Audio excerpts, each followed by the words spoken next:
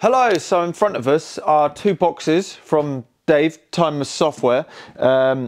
If you, about a year ago, I had a haul of, about a year ago, ended up with a lot of interesting computers. There's a link below to the video of all of them. And for a swap of one of the computers, Dave offered to fix a couple of things. So these are the boxes that are back. Quite a lot of these computers are already set up with other computers in the music computer room, which is basically software, music software throughout the ages. A few of them have been brought back to life by awesome volunteers, including Chris, Pete, Simon and Ash, who have fixed a bunch of them just to get them going to play these things. But I can't remember exactly what I sent to Dave, so let's have a look at what we've got in here. So we've got a nice shiny Commodore 64. It's always good to have another Commodore 64 sitting around. Oh my God, look at that. Look at that. So this Commodore 64 was missing the sticker, so Dave decided to make this computer is not obsolete. That is incredible. That is really cool. That's a nice touch. So yeah, I'm not sure what has been done. I need to check the emails and I'll put the description below on what he's done with this one. Something tells me it's just got a new motherboard and such, but this is great because we'll use this to replace the C64C that is set up so we can put the overlay, the keyboard overlay, because it's a bit more obvious what to play on SynthCart.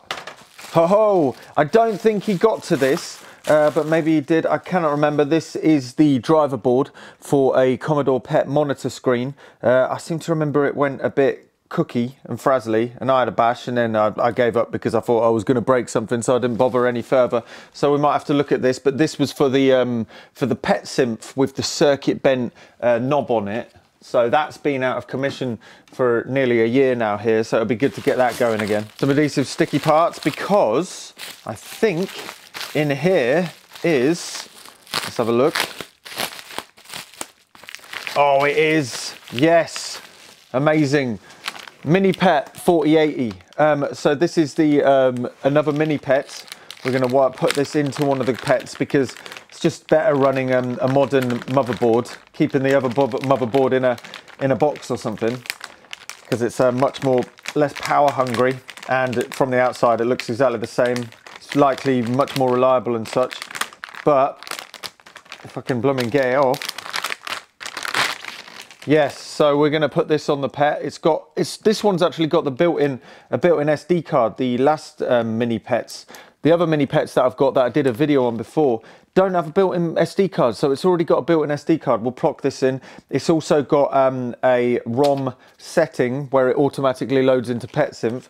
We'll figure out whether to use PetSynth with this one or not, because obviously I've got another one that's got PetSynth. So let's have a look into that. That's really cool. What else do we have in this box? Let's have a look-see. So here we have. It's got, I think that might have a new, I'm pretty sure this got looked at. I cannot remember. Yeah. I think this, that looks shiny. I'm not sure whether he looked at that or not. This is a Commodore PET keyboard, and it looks like looks a lot cleaner than I sent it. So that's obviously been looked at, because the one that this is going to go into, the keyboard, I remember was incomplete and it didn't quite work. So this and this is going into one of the Commodore PETs that are sitting up at the top. We'll do a video on that when we plonk that in, which might be in Electronics Club, which is after the museum opens this Saturday, May the 22nd. This is the mini PET cheat sheet. This is for the mini PET. We'll have a look at that. I'll do a video on that when we get it popped together. What we got in here? Yes. This is another one. I'll leave below whether Dave did something to this. I cannot fully remember. But this is just, you know, sorting out this is another Commodore PET board. This was actually from this computer, but we're going to store this somewhere safe. And you never know, it might make a return at some point, but I think he might have looked at this one as well. Looks like there's a new MOS chip labelled. By the way, Dave, Time of Software, offers a lot of funky new circuit boards and stuff, and also it's the #1 place to ask questions and order parts for a Commodore PET and such. And there's a new board out, which is quite interesting looking as well. Anyway, we'll jump over to this one as well. So this box came just afterwards. It's the Vigeland, which is a rehoused BBC micro. There's going to be another video on a BBC in a couple of days running teletext, and there's going to be another one for music. This might be the music program one. Yeah, so we're going to have teletext. We've got one that does random games, and then hopefully one that does a bit of music. But we'll look at that in another video. So faulty basic ROM replaced, faulty system VIA switch for user VIA. Ooh. User VIA replaced with W65C22N, broken connections and switch replaced, 2 capacitors and startup capacitor replaced. So recapped. Initially there were occasional random characters on screen happening with S25 in any position, so possibly SAA 5050 seems to have gone away. Not seen after several hours of burn-in testing, that's always good. Toolkit and unlabeled EEPROM faulty. Removed all but a few EEPROMs from the ROM board to simplify things and avoid conflict. Sounds like there's more ROM spaces in this one. Advanced ROM managed, ROM added. Nice. Spare and faulty EEPROMs in separate box. Will not boot with either disk drive connected. Currently both disconnected. So, but the keyboard needs a good clean and sorting out. So let's have a look. So yeah, we've got a spare keyboard, but maybe this can be looked at. No, it actually is directly wired in. So this is the Vigeland. We'll have another look at this in a following video.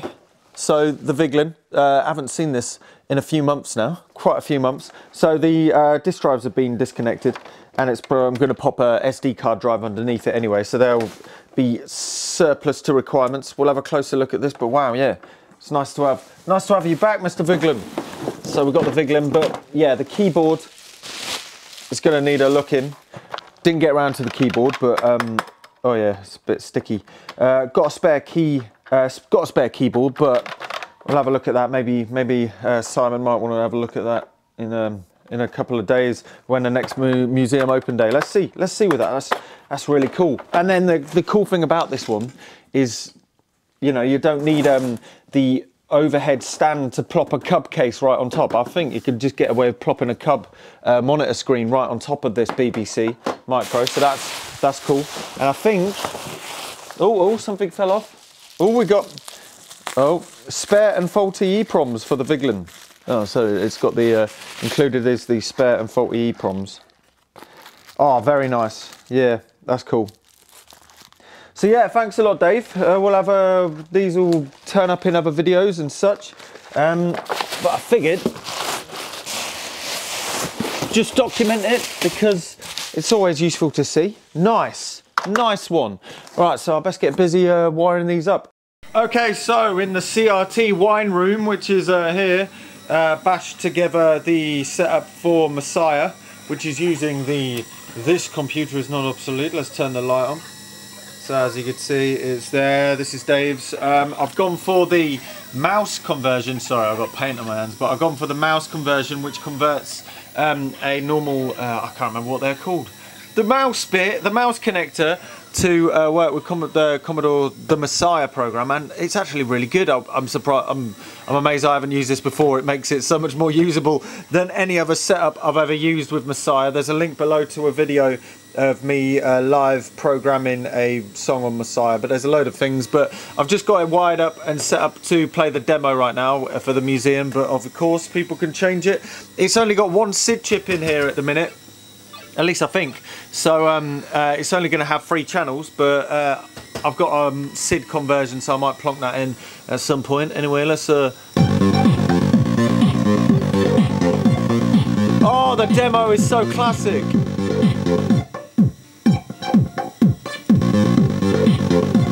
Go to this one. Oh, this one.